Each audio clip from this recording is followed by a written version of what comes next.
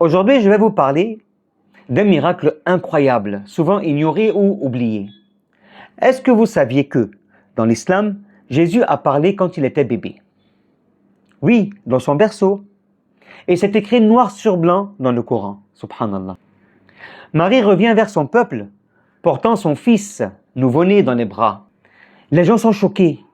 Ils l'accusent. Tu as fait quelque chose de honteux.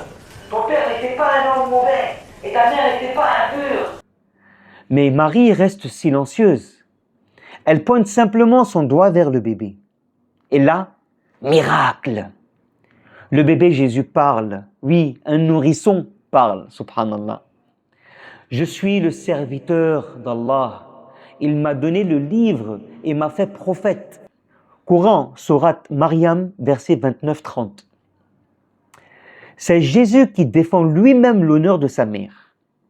C'est Jésus qui affirme sa mission, être un prophète, un serviteur de Dieu et non un Dieu. Nous allons faire une petite comparaison avec la Bible. Mais maintenant, j'ai une question. Est-ce que ce miracle est-il mentionné dans la Bible? La réponse est non. Dans les évangiles officiels, Jésus ne parle pas bébé. Le premier moment où il parle, c'est à 12 ans, dans le temple, en discutant avec les savants.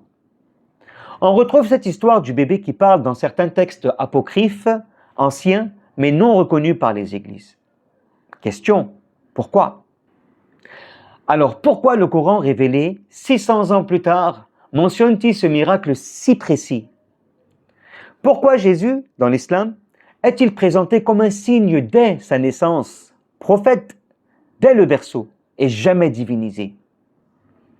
Parce que dans l'islam, Jésus est un miracle de Dieu, né sans père, parlant dans le berceau, mais toujours serviteur d'Allah. Il n'a jamais dit « adorez-moi », mais « adorez Allah, mon Seigneur et votre Seigneur ». Et toi, est-ce que tu connaissais ce miracle de Jésus dans le Coran? Penses-tu qu'il remet en question la vision chrétienne traditionnelle?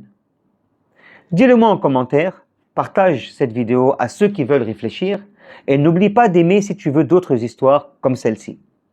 Abonne-toi pour ne rien rater.